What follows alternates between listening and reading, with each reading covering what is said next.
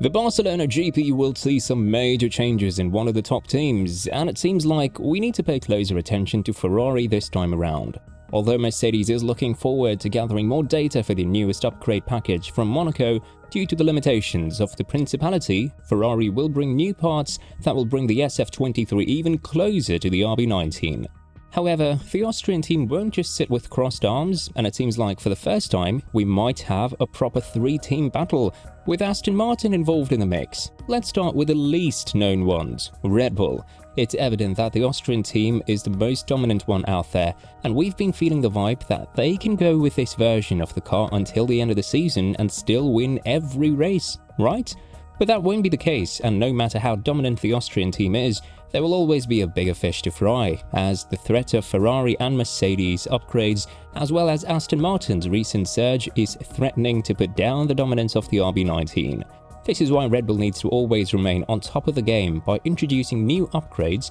But what is it that you could upgrade to such a perfect car? Obviously, there is always something that can be improved, and in Barcelona, Helmut Marko has confirmed that the team is trying out something new. As if the rest of the grid didn't have a lot to be worried about, now they will have to deal with whatever new parts Red Bull is introducing, but from a technical point of view, this could definitely mean good news for the rest of the teams. Red Bull has announced that they will chase performance in the first half of the season because they are expecting that when the caravan arrives in Europe and the upgrades of the other team arrive, the performance of the RB19 will be under huge threat by its rivals. Now that Mercedes and Ferrari have brought new packages and Aston Martin is a team that you can never write off in the hands of Alonso, Red Bull's upgrade in Barcelona could be a desperate attempt to maximize whatever they can before the wind tunnel penalties hit them and bring a more interesting season ahead of us. But for this scenario to see daylight, there is something that the other teams need to implement successfully: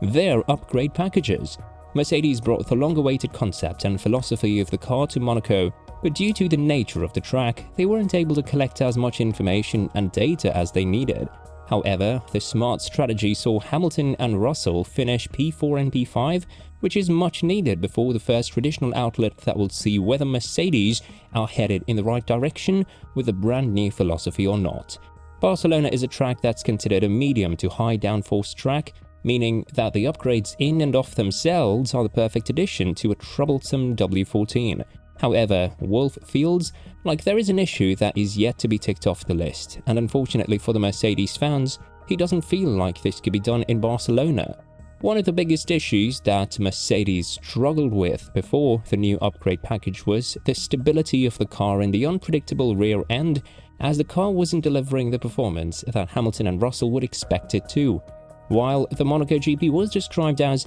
a step in the right direction, it's still too early to say whether Barcelona will be the track in which Mercedes could fight for wins, but nonetheless, the rear end instability is something that is yet to be fixed and improved for both Brits. And when talking about this matter, Wolff added,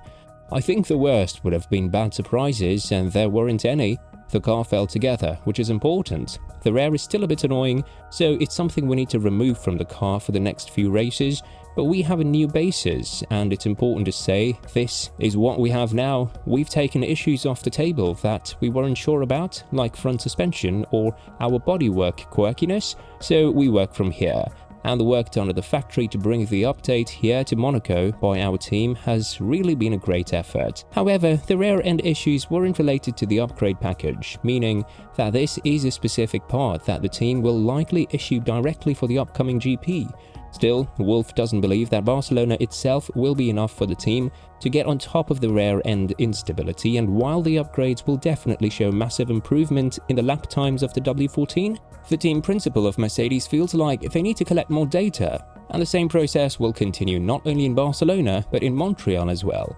Overall, Mercedes found the perfect basis to work with, and the general opinion is that they can add 3 to 4 tenths of a second of performance to the W14, mostly because they've fixed one of the biggest issues with the car, its philosophy. But after witnessing the underneath of the RB19, it's evident that the Brackley-based squad needs to work profoundly on this part as well, because if they want to be nearly as competitive as Verstappen, the generation of rear downforce is an aspect in which they need to improve drastically, as it's the same with all of the other teams out there. Ferrari, for example, is expected to bring a new floor to Barcelona, but it's not the floor that's caught the eyes of the media, it's the sidepod design. Even though Vazia was more than clear that the team was not going to change the development direction, which still stands as it is, he spoke about the upgrade package in Barcelona and which sector the team needs to improve the most: the rear suspension. The SF23's biggest issue, apart from the reliability of the car, has been proven to be in the stability,